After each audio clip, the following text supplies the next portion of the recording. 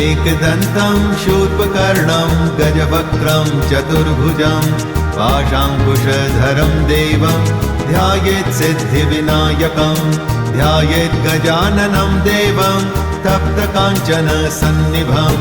चतुर्भुजं महाकायं सर्वाभरणभूषितं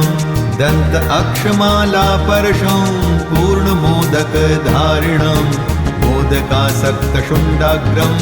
एकदन्तं विनायकं सर्वविघ्नविनाशाय सर्वकल्याणहेतवे पार्वती प्रियपुत्राय गणेशाय नमो नमः। नमस्तस्मै गणेशाय ब्रह्मविद्याप्रदायिने यस्यागस्त्यायते नाम विघ्नसागरशोषणे रुजयति सिन्धुर्वदनो देनो यत्यादपङ्कजस्मरणम्